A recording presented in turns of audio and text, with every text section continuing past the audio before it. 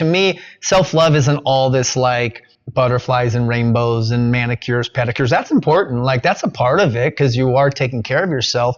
But to me, it's accountability. Like accountability is one of the most radical acts of self-love. And truthfully, like this is a semi-controlled environment. When you get back out there, the more layers of accountability you have, I think this is something you probably shared or taught me, the more layers of accountability you have when you get out here and go back into the real world, the more likely you are to stay sober. So you stack up as many layers as possible. But true accountability is like, what are you doing when nobody's watching? Hi, this is Tim Westbrook. Welcome to I Love Being Sober. We talk about life and recovery, mental health, biohacking, alternative therapies, and everything related to living a kick-ass sober life. So let's dig in. Welcome back to I Love Being Sober. I'm your host, Tim Westbrook, and today's episode is going to be a little bit different. And honestly, I think it's going to be really powerful. We're not just having a conversation today, we're going to create an experience. I've got Donny Starkins here. He's a good friend of mine. We got sober together back in when we started recovery, like I started in 2011. And he's a former Division I baseball player turned leader in mindfulness, yoga, and personal development. Donny's journey started through pain, multiple knee injuries, and an addiction to painkillers. But what he's built on the other side of that is incredible. He's the founder of the Love Yourself Collective, a transformational coach, speaker, and co-host of Comeback Stories with Darren Waller. He's worked with high-level athletes around the world and is part of Lululemon's mindfulness performance team. But more than anything, Donny is someone who lives and teaches what it means to truly come back, not just physically, but mentally, emotionally, and spiritually. Today, we're going to talk briefly, and then we're going to shift into doing something different. Donny's actually going to lead us through a live self-love workshop, something I think a lot of people need, especially in recovery. So Donny, welcome to the show. Thank you, man. Thank you. It's good to be here. Thank you all.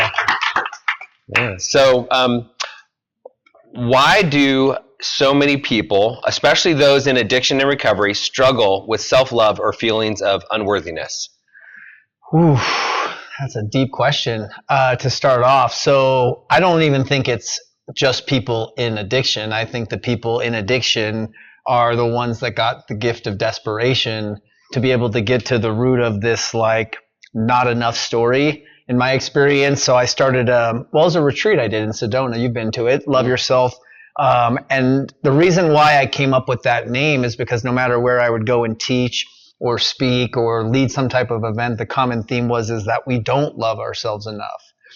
And we think that makes us different, like there's something wrong with me. I don't feel worthy. I'm uncomfortable in my own skin because I'm constantly feeling like I'm not smart enough, pretty enough, strong enough. I mean, you name it.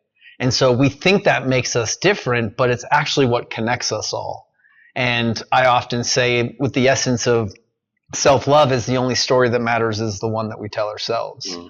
And the most important relationship you'll ever have is the one you have with yourself. And truly, like, you've got the shirt on, heavily meditated. The only thing that really matters is how we feel about ourselves when we're by ourselves. And that's why a lot of people run for meditation because they can't. Are we allowed to cuss on this? Yes. We can't sit in our shit, right? And we have to actually sit in it and stay with it long enough to work through it. Oftentimes with meditation, it's about, people think in the West, it's about focus and being more present, but it's actually about getting to the root of the problem and digging it out and healing ourselves. It's not like we're broken. There's just a lot of things that are jammed up. Often it's an old BS story of not enough that usually comes from mom or dad or someone in our younger years, like a parental figure, or it can come on later on life, like if you're in a toxic, abusive, mentally, emotionally, verbally abusive relationship and someone's making you feel like you're not enough. And we, like the Four Agreements talks about, we agree upon these things and then it just becomes our story. So in recovery, to me, it's not really stated in the literature much anywhere, but the core of it all is a lack of worthiness and a lack of self-love. And so to be able to reframe that, it's almost laughable that this is like what I talk about and teach, because this wasn't the plan for me. My plan was to be a professional baseball player and make it to the big leagues and take care of my friends and family and fulfill my childhood dream. And so the fact that now I'm teaching yoga and mindfulness and telling everybody to go love themselves, it is laughable. It's like, want to make God laugh, tell him your plans. And God had other plans for me, for sure. Right. Yeah. Right. Love that. What are some ways people unknowingly abandon themselves on a daily basis? Oof, where do I begin? Well, I believe that the most self-confident people are the ones that keep the promises they make to themselves. So you'll hear me reference the 4 Agreements a lot, which if you haven't read that book, it's life-changing. One of them is be impeccable with your word. And when I first heard that, I thought it was like, do the things you say you're going to do for other people. If you say you're going to, meet mom for lunch, meet mom for lunch, but it's so much deeper than that. It's a lot of it is the promises that we make to ourselves. And so if we say we're going to go to the gym and we don't go to the gym, it's so much deeper than gaining some weight and getting out of shape. You said you were going to do something and you didn't do it. And now you've broken that promise and you feel like shit about yourself. Right. And so what happens is that internal noise, this, I call it your saboteur, this little sabotage voice that chirps up and says things like, you're not good enough. Who are you to do this? You're too old. You're too broken. It starts to get louder. The mind becomes fertile ground to that when we break the promises. So especially early on in recovery, if you can just keep the promises you make to yourself and start these small achievable goals, like the appropriate chunk size, like small enough to feel attainable, big enough to feel worthwhile. And you start just following through. Early on in treatment, it's getting up and making your bed, and if you're in a residential program, that's even better because you have a controlled environment and don't have your phone, which is such a gift to not have your phone and actually create some rituals and some morning routines. I call it your sacred morning, where there's not those distractions, right? So it's keeping the promises that you make to yourself. And when you don't, it gets messy. The mind gets messy. We're so much vulnerable to all the stuff on social media. I mean, you have the biggest companies in the world hiring the smartest people in the world to create algorithms to capture our attention. And any marketing, any commercial you see out there is really aimed at trying to hit our core wound of not enough. Like, you'll be enough when you take this pill or buy this product. And so we have to really truly learn how to hold our own hearts in our hand, right? So like, if y'all probably been through some type of heartbreak or a breakup at some point, and when we can do these practices and keep the promises we make to ourselves and formulate our own self-love practices, we learn how to hold our own hearts in our hand. And then if someone else comes along and they want to hold our heart, great. But if they let go, our heart doesn't shatter in 1,000 pieces and, our life goes off the rails. We know how to, and this is what we get to figure out. And to me, I always say that's why this is a gift, the gift of desperation, because most of the world is going to go their whole lives hijacked by this not enough story. And they never maybe got the gift or were brought to their knees in the thrones of their addiction. And then they're going to get to the end of their life and realize they never lived. And they're going to be afraid to die because they've been living in this, trying to get validation from dad, who dad's maybe not even been on this earth for 20 years, but yet we're still trying to get to the top of the corporate ladder to prove to dad that we're enough. And so we have to know that we're enough. And it just, to me, it comes keeping the promises you make to yourself. And not creating these big, lofty goals, because that mind is going to talk us out of doing it. But like little goals, it's like compound interest, right. Or 1% better.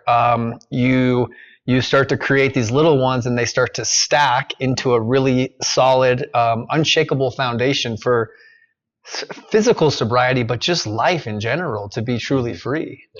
Yeah. I love that you brought up the 4 Agreements. We lead a 4 Agreements book study every week every Saturday at the residential treatment center. And be impeccable with your word. To your point, I thought it was just do the next right thing, but really it's more than that. And then Don Miguel Ruiz also talks about black magic, which if we're doing small things and we're following through with what we say we're going to do, and it's not just that, it's also doing the next right thing, and it's also not putting myself down. And I've got a good example. I went, so I've been cycling a lot lately. I love cycling, and I have a friend, Jason, who's a good friend. He started cycling, and he is really strong. I'm like, this motherfucker is so strong. And he just started cycling. So this morning, so there's a climb in Paradise Valley. It's called Cholla, and it's one of the steepest climbs in PV in Arizona. It's steep, and I had my PR was 534, and then he went up and he got 505, and I'm like, this motherfucker. And you can see it on Strava, which is like the social media app for cycling. And so this morning I went over there, and I didn't say anything. I just went over there, and I didn't tell anybody. And I went and I hit it as hard as I could. 507. I missed it by 2 seconds. I'm like, damn. And there one of two things could happen. I could feel good because I did my best, and I made it, and I'm like, damn it, I know I can get it. I know I can get it. But right now, I didn't get it, and I still feel good because I did the very best that I could. And that's just one way where it could have gone another direction, and I could feel bad about myself because he's a new cyclist, and who is this guy? And now I can't even beat him. I do have a lot of other PRs that he hasn't touched yet, though. So, but that specific one, he got me on. Well, you weaved in two of them too, because always do your best is the fourth agreement. And if we know we did our best, then we're not attached to any outcomes. And to me, if you're setting goals, the most important part of setting any type of goal is actually detaching from the outcome. Really important to do if you're in the amends process, where if you're making the amends to hear I forgive you or it's okay, you're doing the amends for the wrong reason. And you're trying to control something you can't control. And most of our stress comes from trying to control somebody or something that we don't have control over. Yeah. So, I mean, we could talk about four agreements all day long, because to me, they're the essence of life. And when you go back to be impeccable with your word, it's also the words that we speak. And in the book, it talks about how your word is like two sides of a sword, where one part of it can lead with love and light, and you can speak that into other people. And then the other one can cut through like a knife. And most war and every kind of conflict always starts with words. The words that we're either speaking to ourselves or speaking to somebody else. Mm-hmm. So another way that we abandon ourselves in recovery or just in life is also through gossip. And it can happen in the context of a recovery center or a small little clique in recovery, and people start talking. But when you're talking shit and gossiping about somebody else, you're actually using your word against yourself. Because if you believe like in karma, or what you put out comes back to you, when you're talking about somebody else, it's going to come back to you. And that's an abandonment. It's a form of self-sabotage because it's people-pleasing, or it's desiring acceptance. Mm-hmm. Usually when we're getting caught up in gossip and want to chime in with somebody else, it's because we're wanting to feel included in this like really low vibrational conversation, but we just want to be a part of it. It's almost like we fall back into our little middle school, high school version of ourselves because we want to feel a part of something. Yeah, the other thing I think about is Joe Dispenza talks about, we have 50 to 60,000 thoughts every single day. 90% of them are subconscious. And if I'm talking negatively to somebody or about somebody, that's what I'm telling my subconscious mind. And those are the thoughts that are going through my mind. And so I talk to my dogs. I talk to Wayne and Betty, and I tell them how smart they are. And I tell them how funny they are. You guys are so smart. You're so funny. You're so good. And really, I'm talking to myself, because those are the thoughts that are going through my subconscious mind. And to Johnny's point, I want to vibrate at a high level. I want to be at a high vibration state. I don't want to be speaking negatively about myself or to other people. When I'm talking negatively about somebody else or something else, then that's the energy that I'm putting out. That's what I'm telling my subconscious mind. Your subconscious mind doesn't know the difference between you or somebody else.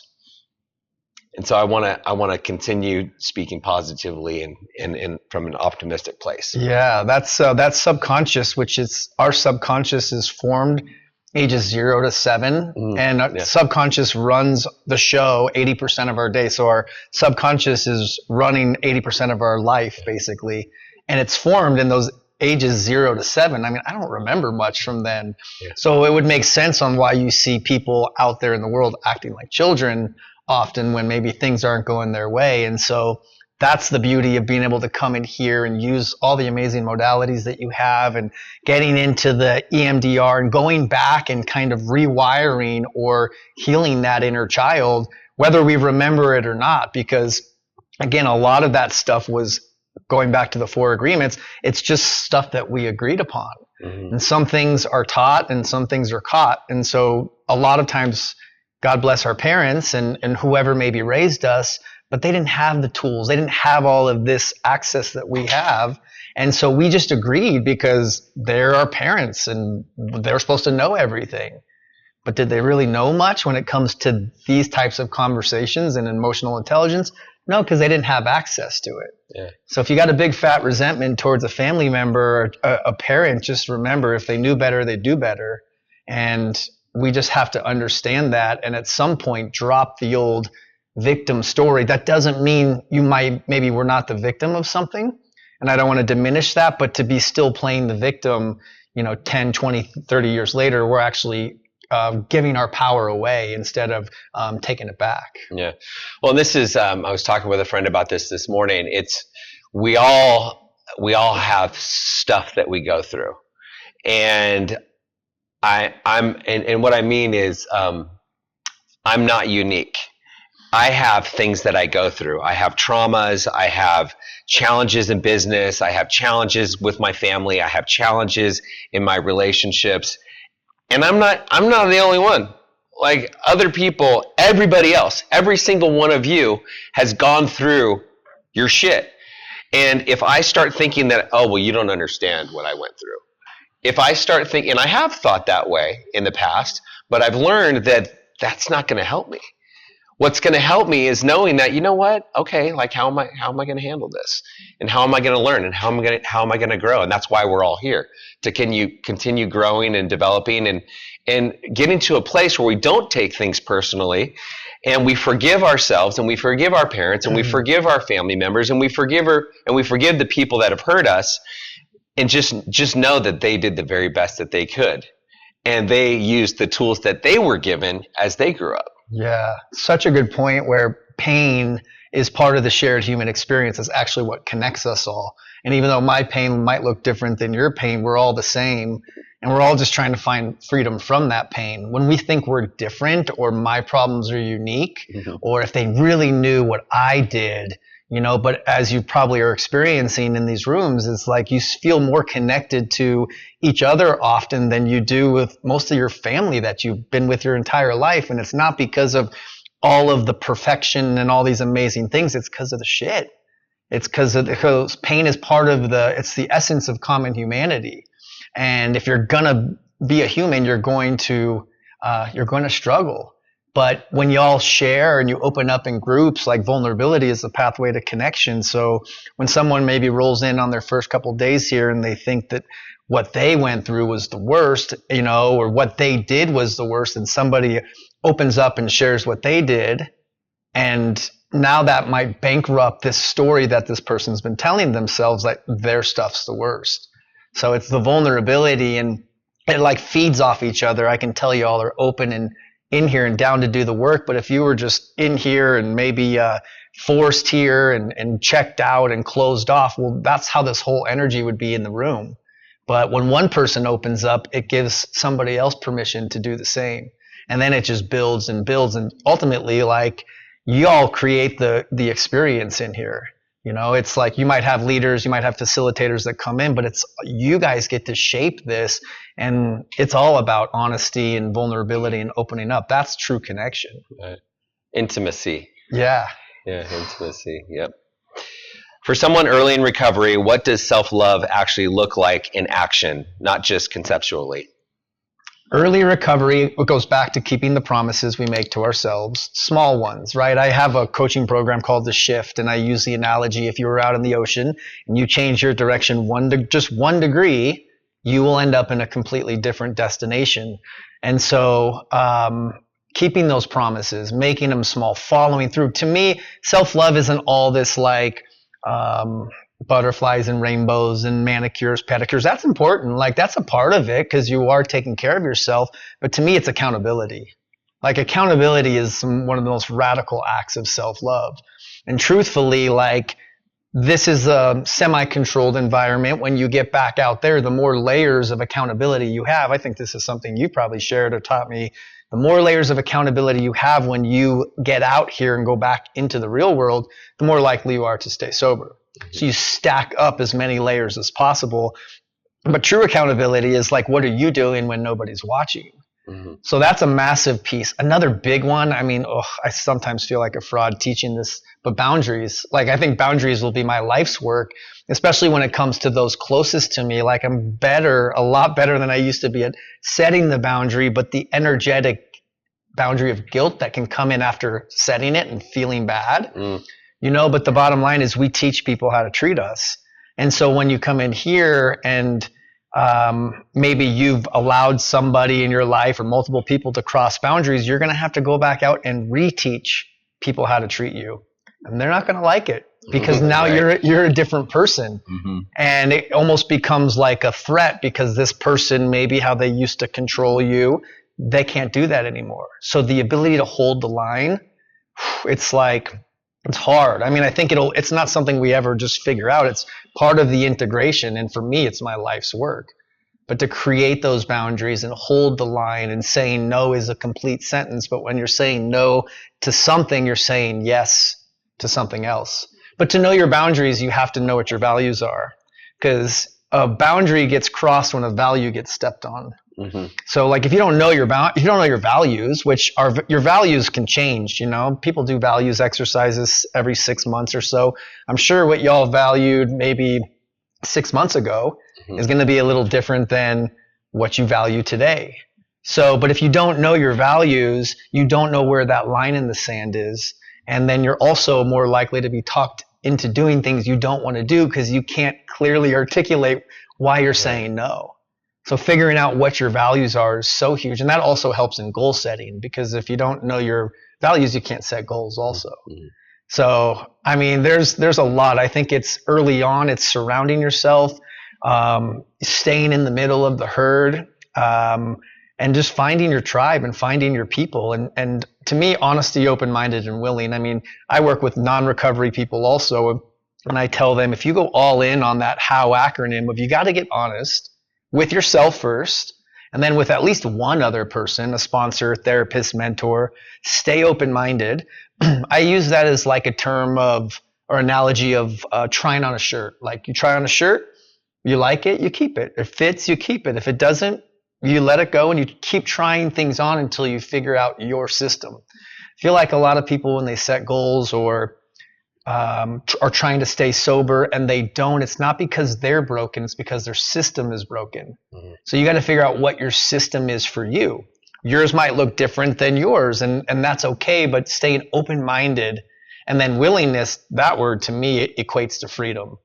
The more willing I am to do the work, to be honest, to be of service, to show up, the more free I'm going to be. And I often use a little reminder, a little mantra where I'll say, Donny, how free do you want to be? And it's oftentimes when I'm like, it's maybe like 8 o'clock at night and I'm watching the show on TV, Netflix, and somebody calls, and still to this day, and it's somebody maybe in recovery, they need a little help. My immediate response is like, oh, like they're bothering me. But it's like, dude, how free do you want to be? Like, these people helped you do the same thing. Mm-hmm. And so it's just a good reminder of like, it'll bring me back where, we don't regret the past, nor do we shut the door on it. So we want to remember it, but we don't need to keep shaming ourselves. And, that's, the shame is there for a reason, but it's not there to stay. Right. Yeah. Love that. The shame is not there to stay. And sometimes if we let someone cross our boundaries, that's, we feel the guilt. Or if I make a decision or I say something or I do something that's not aligned with my values, that's when I feel the guilt and the shame. Can anybody relate to that? Right. And it's okay. You don't need to go beat yourself up. I mean, I've learned to not beat myself up, and it's like, next time I'm going to play the tape through because I don't want to feel bad. I want to feel good. That's why we're all here. We want to feel good. Yeah. That's such a good point, though. Because that's another radical act of self-love. It's like when your actions align with your values, you become unshakable. Like if you keep making decisions based on your values, you can't ever make the wrong decision. Again, so like if your decision-making process was to run this choice, maybe it's a new friend or a new romantic partner, you have to run it through your values and see, does it align? And sometimes we're afraid of making the wrong decision, but you can't really make the wrong decision if you've ran the decision through your values. So when your actions align with your values, you become unshakable. But when they don't, that's where shit can get messy and the shame comes in. And I think that's shame's purpose. And shame and guilt, which the difference, maybe I'll learn this, but guilt is like I did something bad. Shame is I'm a bad person. So it's the over-identification of something that you did. Shame is there to teach us misaligned values. My action misaligned with values. Same thing, guilt. Guilt is, I think Brene Brown says, a fair but honest teacher. Right. So it's there, but it's not there for us to keep shaming and shooting. I call shooting all over ourselves. Like I should have done this, right? And it's fairly normal in early recovery to have these feelings of shame, but they're there to teach us something. And then if we can learn the lesson, because lessons will be repeated until they're learned. Right. If we can learn it, then we can learn and grow. And it's not necessarily a failure thing because we're just going to keep learning and growing. Right. You talk a lot about finding comfort in discomfort. How does leaning into discomfort actually help someone heal and grow? Wow. There's another act of self-love for sure. Getting comfortable being uncomfortable. Oftentimes that can look like sharing in front of a group, talking. I remember like early on in recovery, and it would be like a men's meeting too. And we'd go around in a circle and I would be sitting there like rehearsing what I was going to say because I wanted it to sound smart. And my life's work has been to undo like the performance. I'm an achiever on the Enneagram. It's one of those personality tests. And so caring what other people think is kind of the dark side of that, and getting validation from other people. And playing baseball, and everything was performance-based. You play good, you make the team. You play good, you make the starting lineup. It's all about really what somebody else thinks, a coach, the people in the stands. And so to be able to undo that has been my life's work, but to chip away at it every single day. But vulnerability, being honest, sharing in group, doing yoga, doing meditation, doing breath work, working with a sponsor, like these are all things you got to figure out to be able to find comfort in the discomfort. I like to use the term like to meet your edge and soften. Like we don't have to try to push past our edge, but can we get to our edge, whether it's a yoga pose, whether it's sitting in meditation, doing breath work, listening to the sound healing modalities, and that can activate a lot of things. But how do we soften into that instead of resist or push or fight? I mean, a lot of times in life we're holding on and we're fighting and gripping on so hard and so tight that we can't even see how stuck we are. So I feel like the number one gift y'all will get out of this work is the gift of awareness. And awareness loosens the grip in a natural way. Right. We used to loosen the grip, drugs and alcohol. I mean, the phone thing, that's what most of the world is numbing out with today, is the phone. But the light of awareness is what can loosen the grip. And so, yeah, to meet your edge and soften, and to find that comfort, but find discomfort in it, because life is not going to be comfortable all the time. But if whatever we practice will grow stronger. So if you're in the yoga pose and you're meeting your edge and softening, well, when you go out in the world and you get triggered or charged by somebody else, you can actually pause and breathe. So it's like, I call it the power of the pause. And in that space, we make better decisions, less mistakes, and realign our actions with our core values. So the more awareness you have, the more space you have to make those decisions. So we're not constantly in reaction, reacting from fear instead of learning how to respond from a place of love. Because, I mean, how many of y'all have ever sent the text you wish you wouldn't have sent, or said the thing, or sent the email? Yeah. But that's the space, right? Because we send it, and in that moment, we're reacting, we're hijacked from fear, and we send it, and then we feel like crap about it afterwards. So it comes back to kind of like the impeccable with your word thing also, where those words can be powerful, but this is all for us. And to be able to create space. David G., my meditation teacher friend, says we are the space in between. And so it's like the space between stimulus and response is where our freedom lies. And so we're going to get triggered, we're going to get charged, and how can we use all of these coping skills that you get armed with through beautiful programs like this? Because the tools only work if we use them. And the more that you practice, and being in this space and being able to practice with each other, on each other, setting boundaries, giving feedback, because we're all like in the same work, it makes it easier to go practice out there, or it makes the tool more readily available. Right. If someone listening right now feels like they're not enough or doesn't know where to start with self-love, what's the first step? The first step, I mean, the easy thing is to say, well, you're not alone and you are enough. But again, the only story that matters is the one we tell ourselves. So I think it's those small steps, right? It's the small little shifts. One, you can't do it alone. And so I would say find your people, if it's one or two people within these recovery rooms. I like to get close to people that have something that I want. And I'm not talking about the material stuff. I think kind of a superpower of mine has been like, get close to people that have something that I want. You just went to a Joe Dispenza retreat. Like, that dude has something that we want. He was paralyzed and healed his back by visualizing it, the power of the mind. But just being close to that, because proximity is power. It's like, you're the sum of the 5 people you hang around with the most. So staying in the middle of the herd is so huge. And if you don't, you'll get picked off. It's just, you can't do it alone. And then I would say, faith is so important. And again, call it what you want, God, higher power, spirit, universe. But I believe faith relieves us from the burden of excessive responsibility. It's too much to do alone. Now, the saying you'll all probably have heard is, God will never give us more than we can handle. But I don't believe that. I believe God will give us way more than we can handle, which is why we need God or something bigger than us, and we need each other. That's, we can't do it alone. We've tried.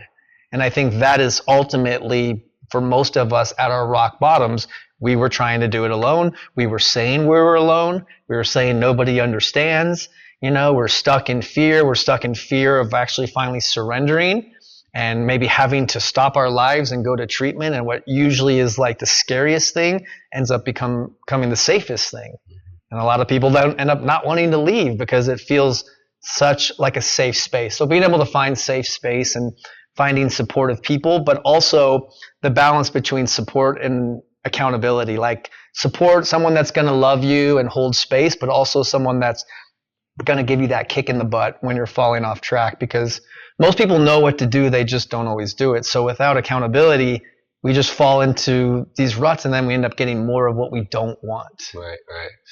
Yeah, I think about the people that I hung out with pre-recovery or pre-sobriety were much different than the people that I hang out with today. And a lot of times I hear people say, "Oh, well, I just want to keep my old friends." And it just, in my experience, my old friends, I've got some old friends that I love, I really love, but I'm going to San Francisco this weekend, and I'm going to spend some time with a couple of my old friends. And I can still love them, and they're in a different place than I'm in today. I'm not going to spend time with them every single day, because they might not have necessarily what I want, if that makes sense. Yeah. I want to spend time, to your point, with people that have what I want, because I'm the average of the 5 people that I spend the most time with.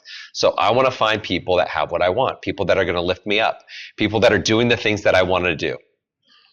And that's going to help me become the man that I want to be.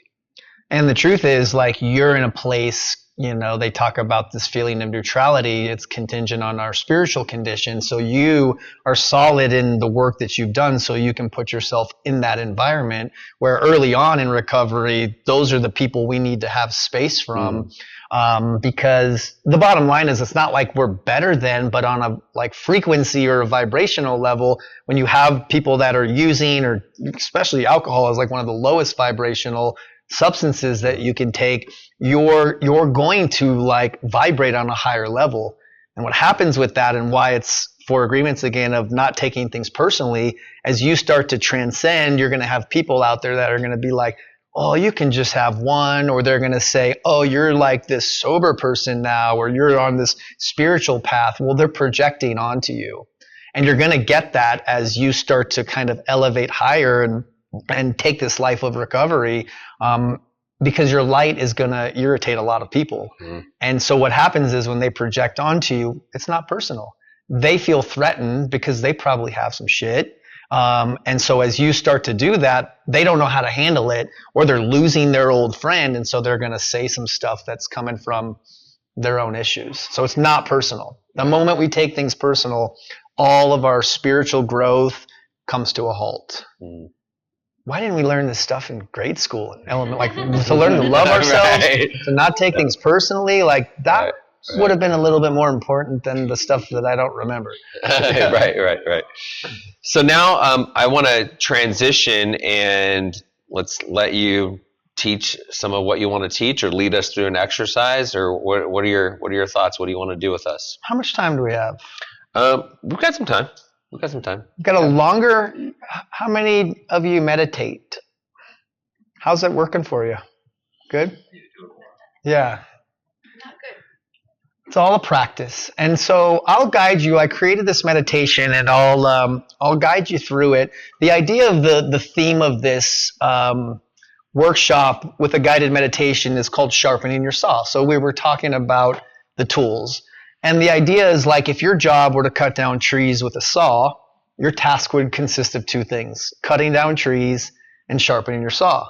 So when you're sharpening your saw, no trees are getting cut, but having your tool in optimal shape makes your job easier and your work more efficient. So if you never took time to sharpen your saw, your work would be a lot more difficult and a lot more inefficient. And so our body, mind, and spirit are the tools with which we live our lives. And if we don't tend to them, then we can become dull, uninspired, frustrated at the way that life is going. It's like trying to cut down a tree with a dull saw. So this is why it's important every single day to stay in these practices. And so I'll guide you through a guided meditation that's going to bring to awareness some practices or some things that you need to do to sharpen the mind, the body, and the soul. And so this is why it's important where we keep our mind alert and calm, our heart like connected and inspired, and our soul passionate and in purpose of whatever your purpose means today. You want to dive into this meditation? Yeah, let's do it. So if you're listening on the podcast, you can just, or if you're sitting in here, you can settle into a comfortable seat. The 2 key components of any meditation are just to feel relaxed but alert. And in meditation, just know that whatever is in your experience is part of your experience. There's no right or wrong way to do it. It's not if your mind strays away, because it's going to. When it does, can you come back? So think about, like, if you were doing a rep with a free weight, every time that your mind leaves and you notice it and come back, that's a good thing. It's not like, oh God, there goes my mind again. No, you were aware of it and you brought it back. So that's like doing a rep. Your mind is getting stronger. You're cultivating more awareness. So you'll have your breath, you'll have the sound of my voice, but just know that the mind is going to go. And then can you just simply come back? And I encourage you to use the power of the imagination to work for you. I mean, we're using our imagination every single day, usually to create these imaginary fights and scenarios and things that usually never even happen. So why not? Why not start to use it to work for us? So just take a moment and settle in. Find a comfortable place for your hands. If you're feeling kind of all over the place, you can go palms down on your knees. That will allow you to feel more grounded. If you're feeling like you're wanting to receive something more, inner peace, presence, gratitude, you could go palms up. You could also just rest your hands in your lap, but just find a space that works for you. And again, the two key components are just to feel relaxed but alert. Easiest way to practice mindfulness is through awareness of breath. So if it feels safe, you can start to close your eyes and turn the gaze inward. If that doesn't feel safe, you can keep your eyes slightly open. But take a moment and find a breath that works for you that's going to drop you down into your body. So if you got to even out your breath, if you got to take a couple sighs, take a moment and center your focus just on your breath. When you focus on one thing, the body starts to feel this enormous release of tension. Because the body goes along for this like emotional roller coaster ride from just like the drama of our minds. So keep coming back to a breath that's going to drop you down into your body. And breathing deeper, see how you can just increase the quality of your breath just a little bit more. Let your body begin to settle. And now imagine you're standing in a quiet forest. And in your hands is a saw. This saw represents you, your mind, your body, your spirit. And take a look and just notice the condition of the saw. Is it sharp? Is it worn down? Is it dull from overuse? No judgment, just awareness. And now imagine the work you've been doing in your life, trying to push forward, trying to grow, trying to change, trying to please others, but doing it with a tool that just might be tired. Take a deep breath in, deep breath out. And now ask yourself gently, where in my life have I been trying to push through instead of taking care of myself? And just notice, no fixing, no judging. And now imagine setting the saw down for a moment. You stop striving, you stop pushing, and you choose to pause.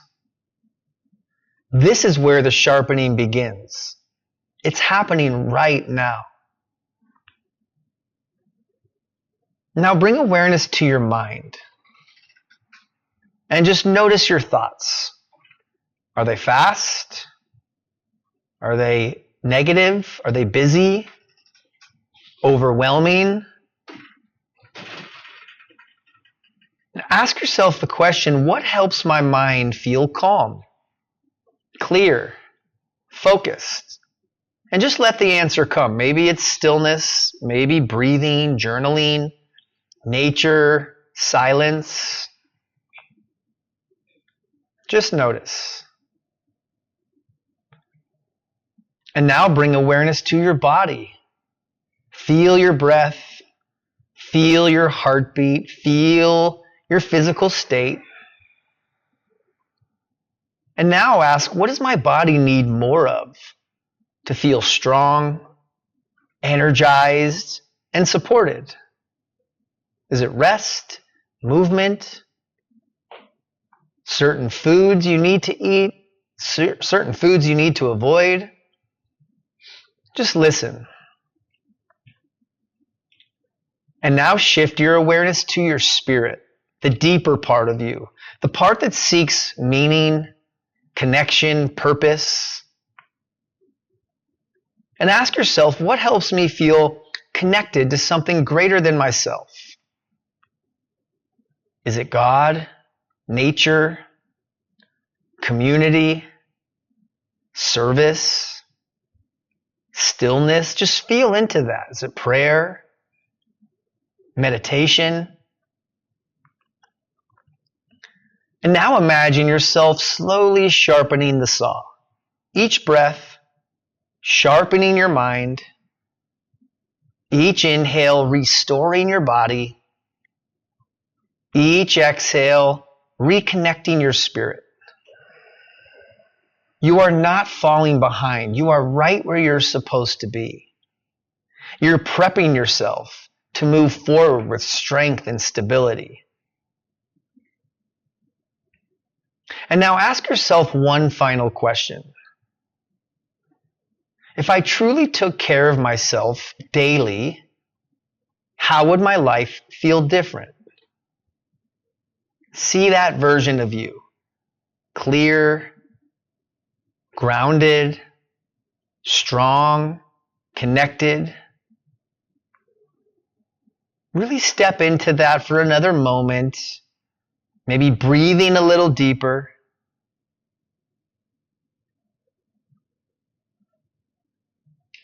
And on your own time, when you're ready, you can slowly start to come back and eventually open up your eyes.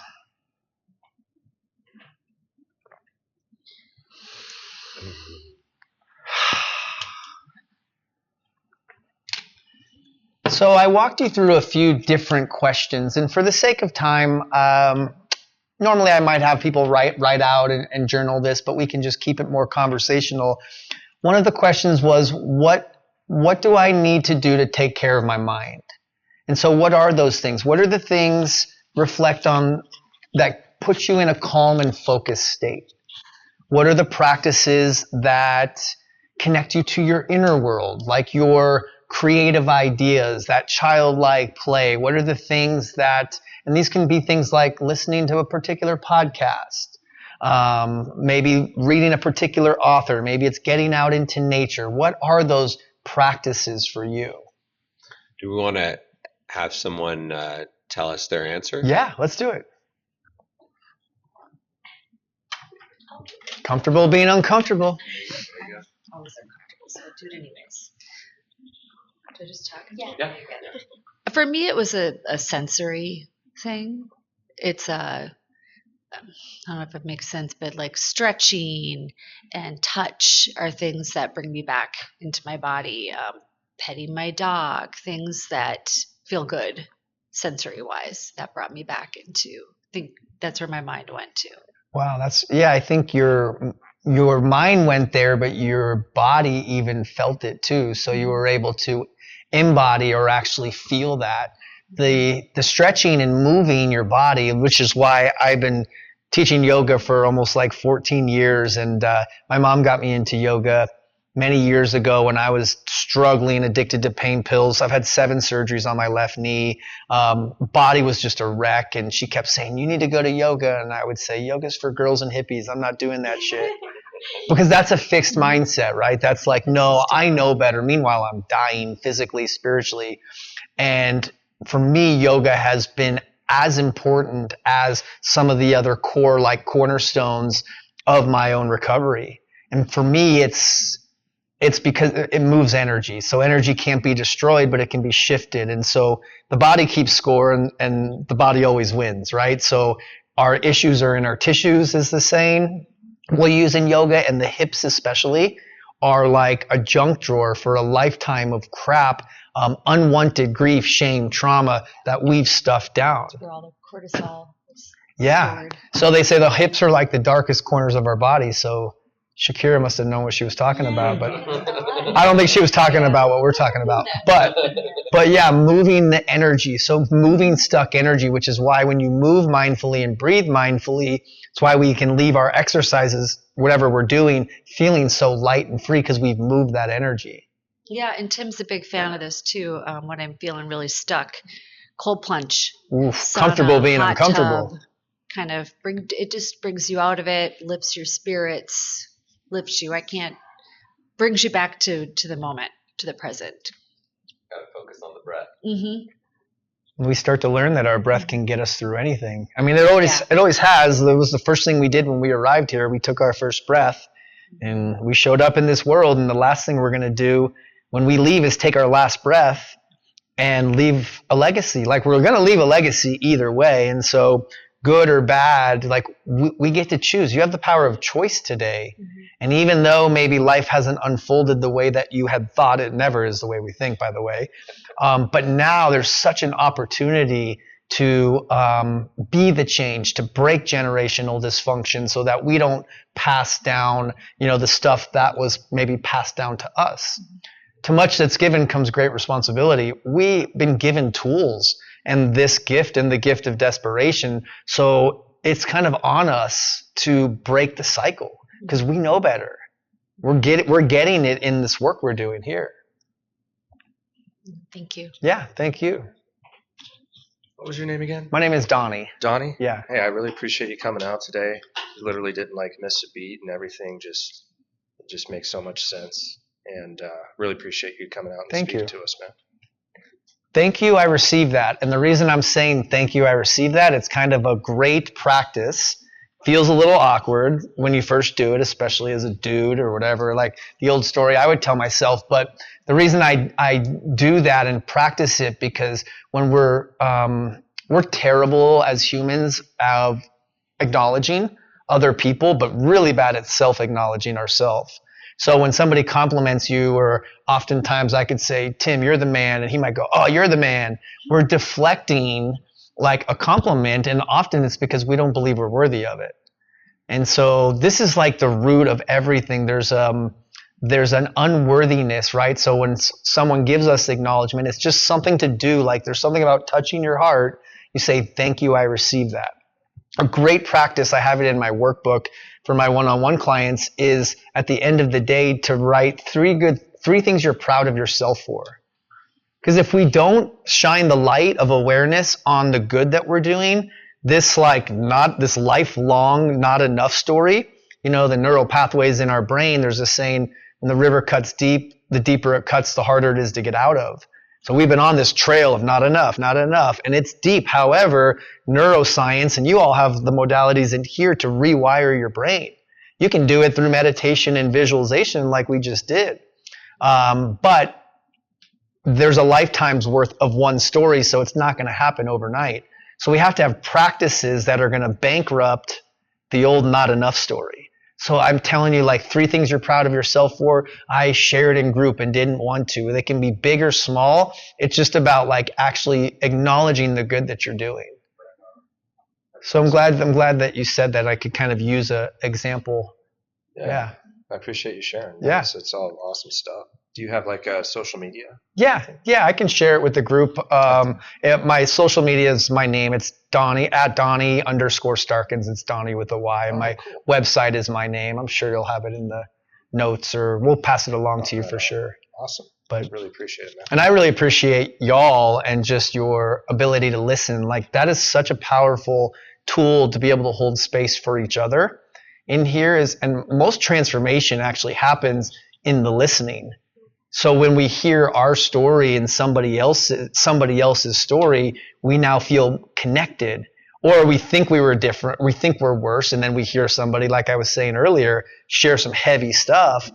It has us feeling more connected to each other. And so, yeah, the old story that I'm different or othering, I have people in my life that kind of play that role of that story. It's a slippery slope to think you're different than anybody else. Like, again, we're all the same, and we're just all trying to find some freedom from that pain. And a lot of people will numb it out with drugs and alcohol. Others will hide in their work, close their hearts, go through life at warp speed, trying to prove that they're enough.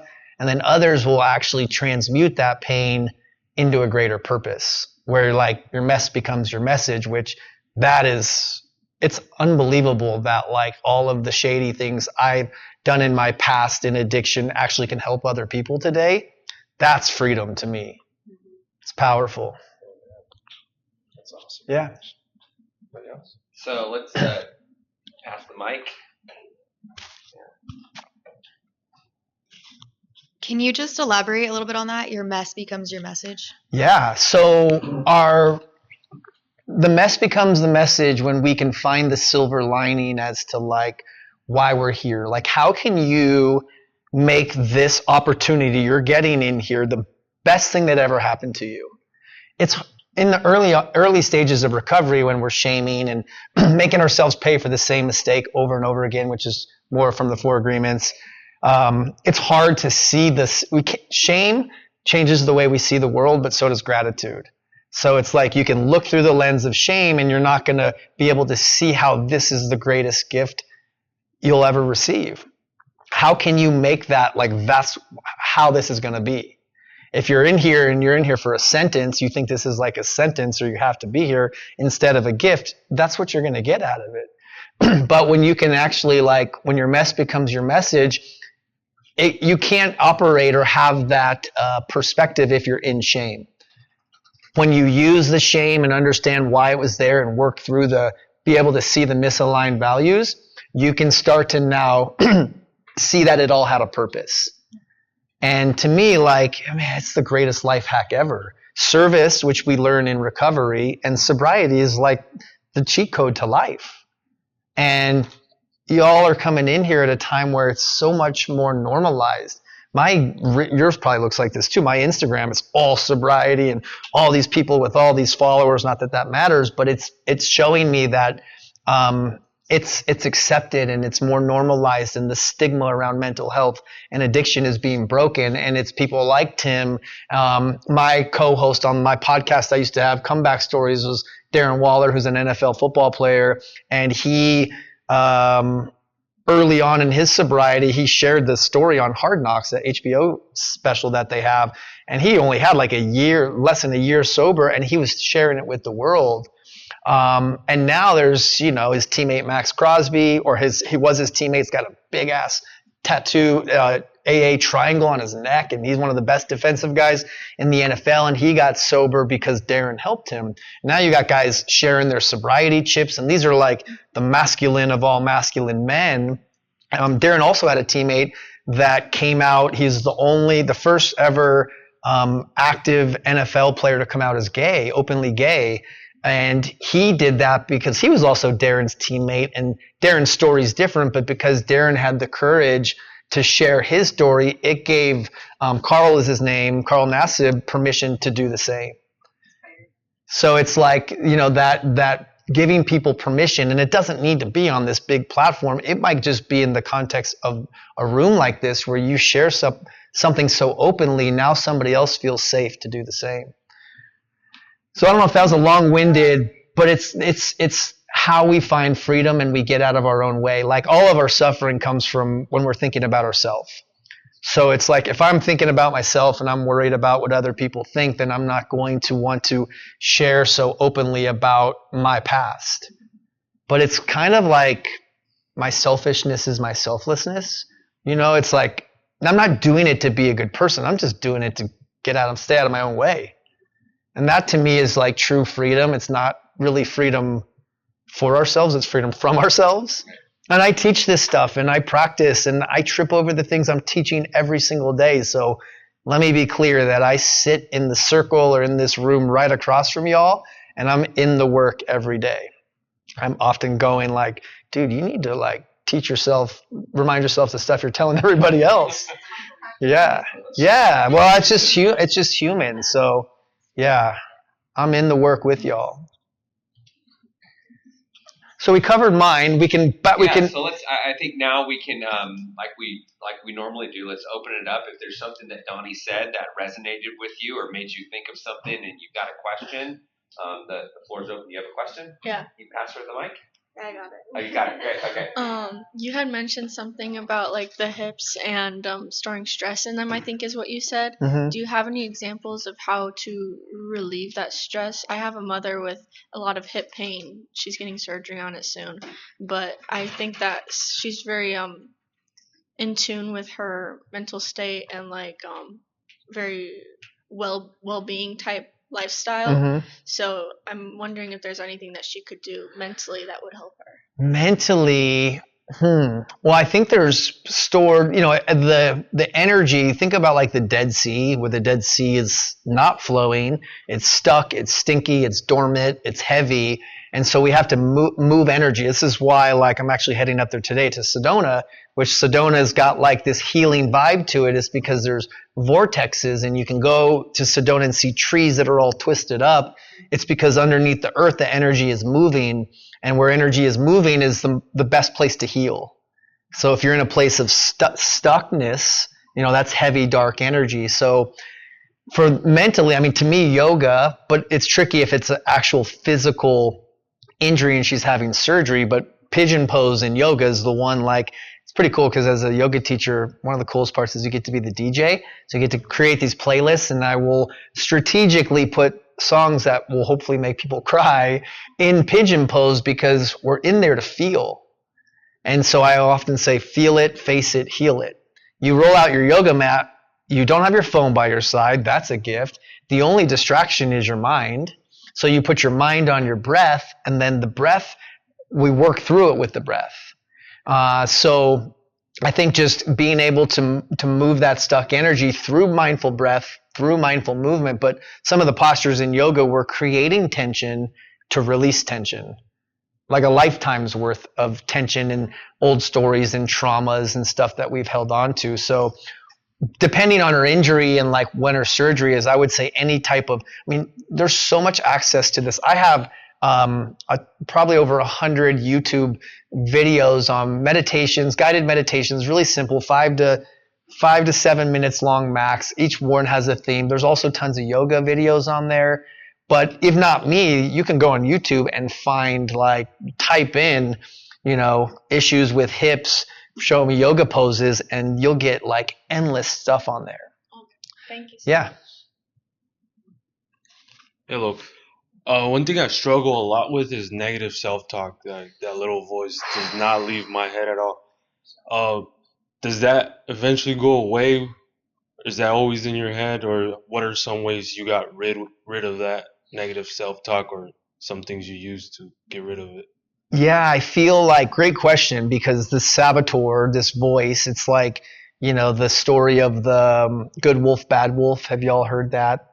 It's like a grandfather's talking to his grandson, and he says in life there's going to be two wolves constantly at battle in your mind. And the grandson looks at the grandfather and says, well, which one wins? And the grandfather says, the one you feed.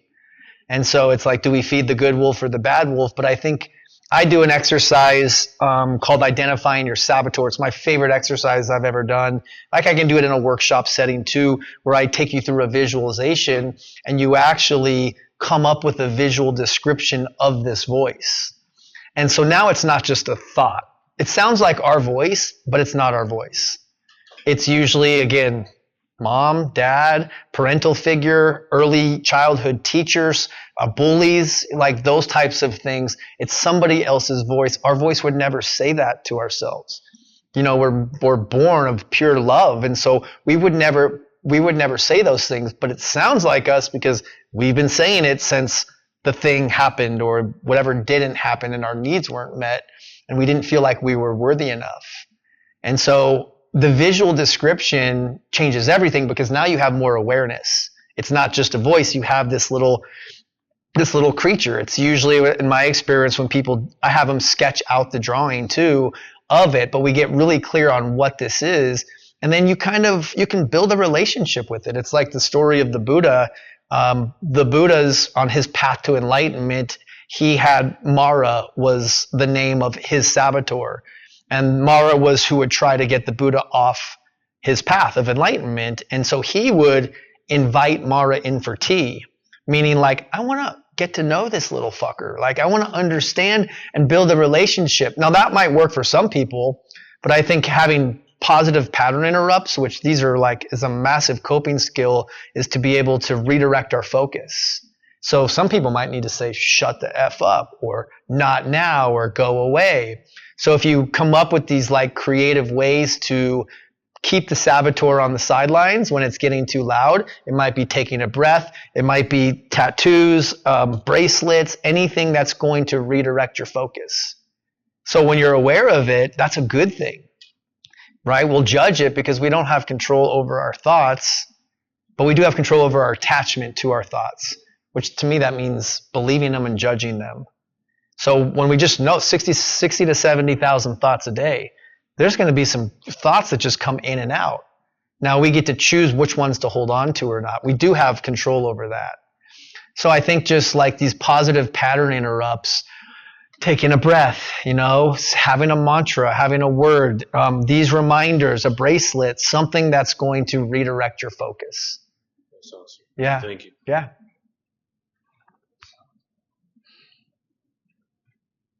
the two other questions, and just for anybody listening, and we'll, for the sake of time, kind of speed through those. But the second part would be like the body part. So you would make a list of what are the foods I need to eat? You know, what are the food and drink I need to avoid? I mean, we probably know what one of those drinks is, but like there might be foods, there might be gluten, there might be dairy, the things that you know your body says no to. How much water, how much sleep are you getting? What are the acupuncture, the self-care practices? Figuring out what are those that I need. And then the third part would be, what do I need to do to get closer to God, spirit, higher power, whatever you choose to call it. And you figure out like, what are those 2 or 3 non-negotiables that I need to do every single day to keep my tool in optimal shape. And then you don't let anything get in the way of those. And for me, I know you're a morning routine guy too, but to me, my morning routine has changed my life forever. You have more control over the morning than any other part of the day, because you get up at a decent time. You don't have the world trying to infiltrate you with messages, and there's more distractions, so you can protect your morning and you have more control over that. So for me, if you can dial in a morning routine, which might just start by making your bed, and maybe that's where you start for this week.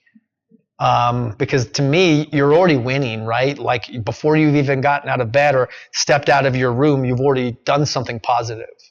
And if you said you were going to do it and you followed through on it, you've now kept the promise.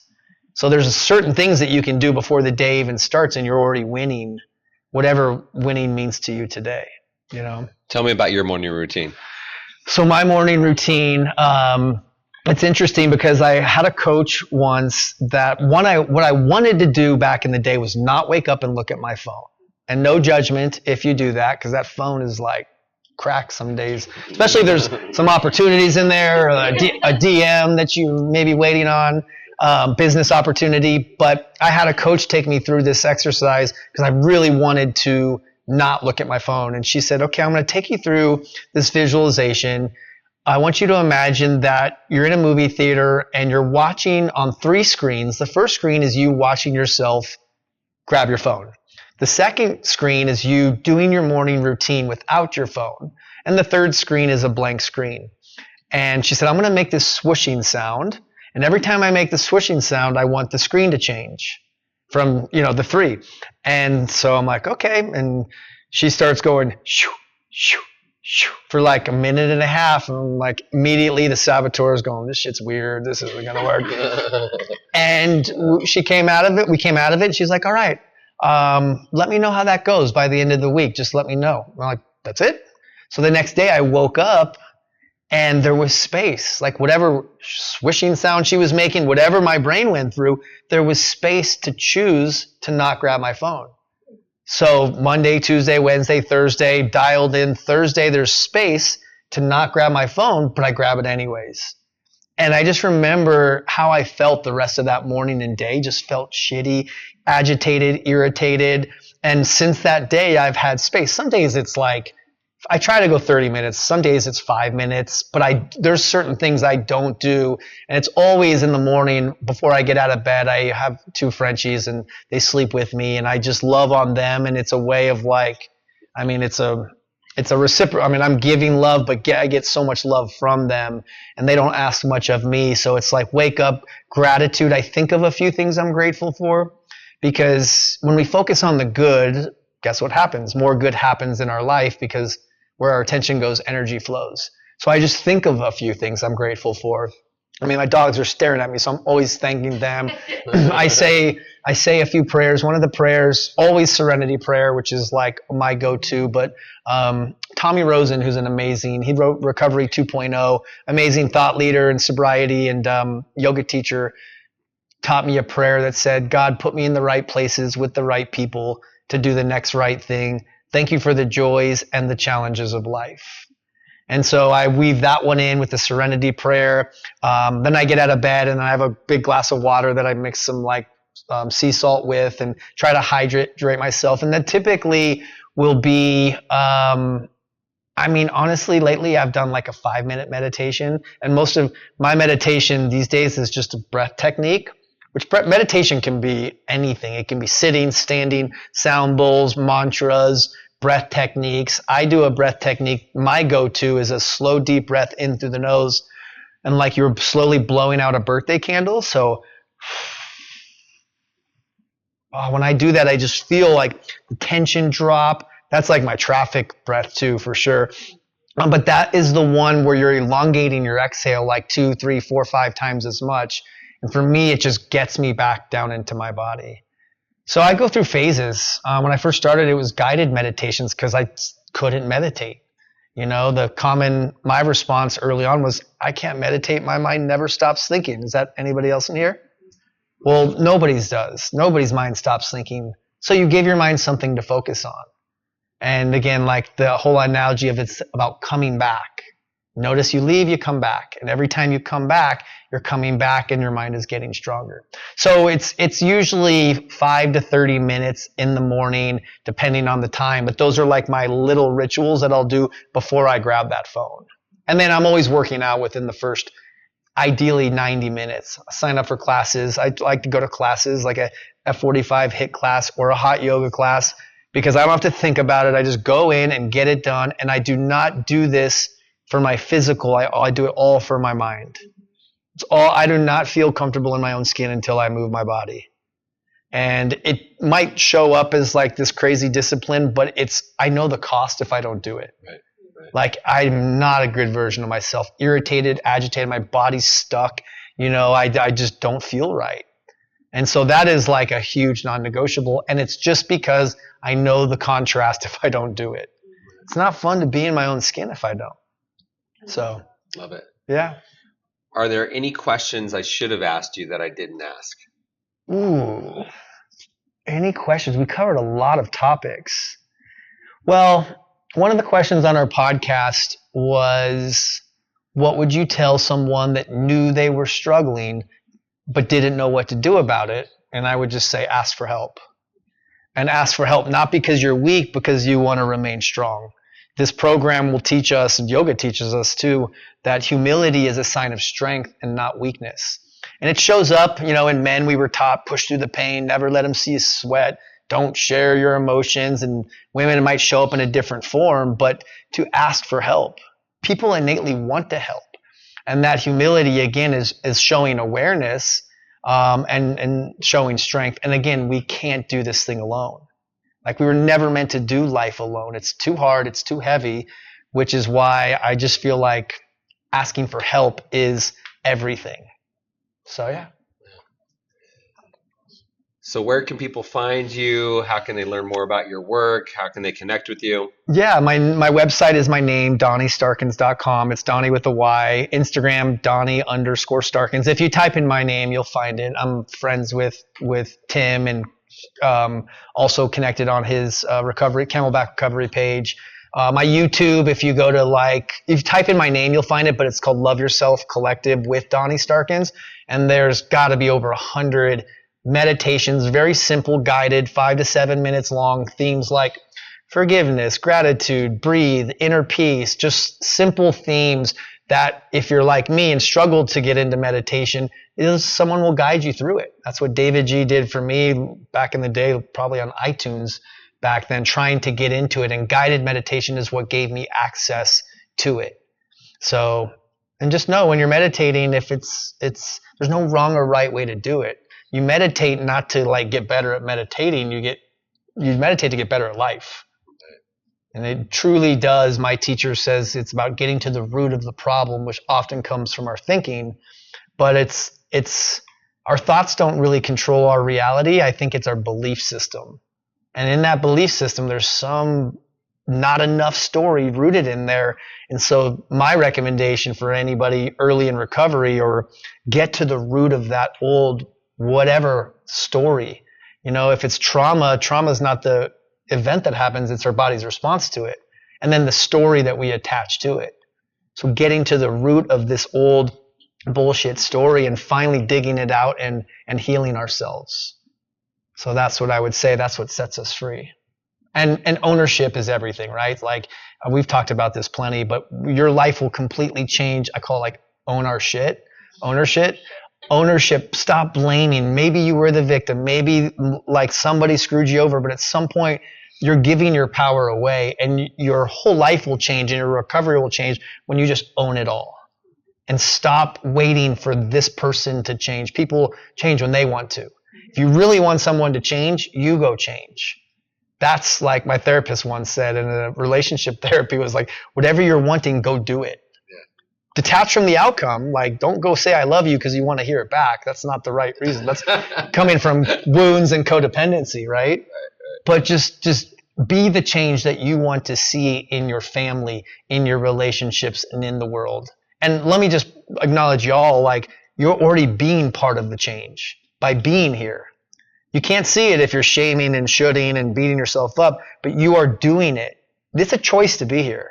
And the fact that you're choosing you, like, everybody's going to benefit from this. And you're just going to come back with, you know, more solid boundaries and know who you are. But to know who you are, you also have to know who you're not, right? And we know who we're not. To know what love is, we have to know what love isn't. And to know the light, we got to know the darkness. So it's all like, it all makes sense when we can kind of connect in that way. All right. That was great. Thank you for having me. Thank you for thank being you, such Donny. a good, positive role model my whole walk in sobriety and in recovery. And you've just been like very driven and on a mission to carry the message. And like, this is what gives us all hope and to show us what's possible, man. So thank you for being a good friend. Right. Yeah. Thank you, Donny. All right, give it up for Donny.